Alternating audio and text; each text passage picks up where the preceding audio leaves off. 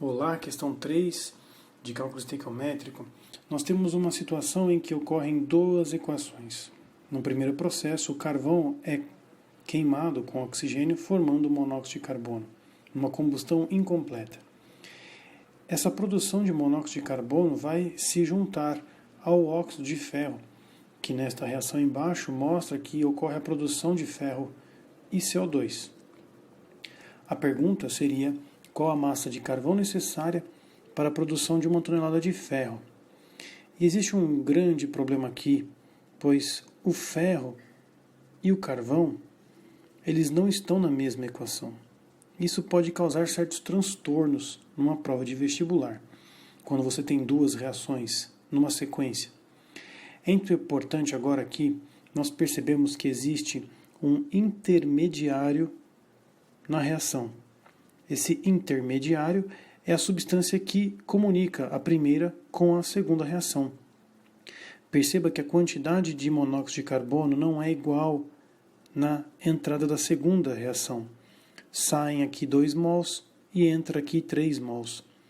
Portanto, é muito importante aqui nós conseguimos construir uma equação global, pensando muito nesse intermediário.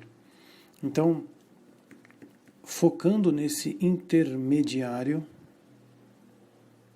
da reação, nós temos que pensar em algum número que possa tornar esses dois valores iguais, como se fosse um mínimo múltiplo comum entre 2 e 3. O mínimo múltiplo comum entre 2 e 3 nós conhecemos, é o 6. Portanto, o número 6 vai conseguir construir uma comunicação entre essas duas equações. Eu vou, por conta disso, pensando no número 6, que eu quero 6 mols de CO e 6 mols de CO, tanto na primeira quanto na segunda equação. Eu vou multiplicar por 3 a primeira equação. Vai ficar 6 Cs, 3 oxigênios e 6 COs. Para que ocorra essa comunicação com o intermediário da reação, eu vou multiplicar a segunda equação toda por 2. Então, 2 vezes o óxido de ferro, 2 vezes o CO, 6CO, 2 vezes o ferro, 4Fe, e 2 vezes CO2, 6CO2. Feito isso, perceba que agora eu vou poder somar as equações membro a membro. Todos os caras que estão aqui do lado esquerdo serão somados. Então eu tenho 2 mols de Fe2O3 mais 6 de carvão, 3 de O2 e 6 COs. Juntei todos que estão do lado esquerdo.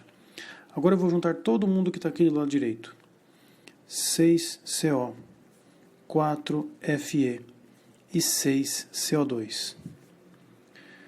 Com isso, perceba que, tendo uma substância no lado dos reagentes e a mesma substância do lado dos produtos, nós podemos eliminar, resultando apenas na seguinte equação: 2 mols de óxido de ferro com 6 mols de carvão mais 3 mols de oxigênio produz 4 mols de ferro mais 6 mols de CO2.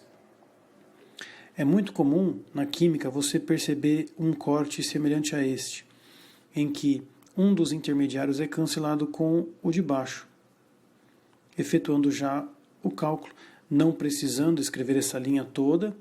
Muitas resoluções de química fazem esses 2 passos e já pula para esse aqui, já imaginando que esses 2 são cancelados e essas outras partes que sobram são copiadas apenas. Nós acabamos de construir a equação global, que precisa desse foco no intermediário. A partir daqui fica bem fácil você construir a regra de 3. Nós temos que construir a proporção do carbono com o ferro. O carbono está para o ferro na seguinte proporção: 6 mols de carbono para 4 mols de ferro. Esses são os dados da equação. mas nós precisamos dos dados em massa, portanto eu vou colocar aqui a massa do carbono e a massa do ferro que a questão nos fornece.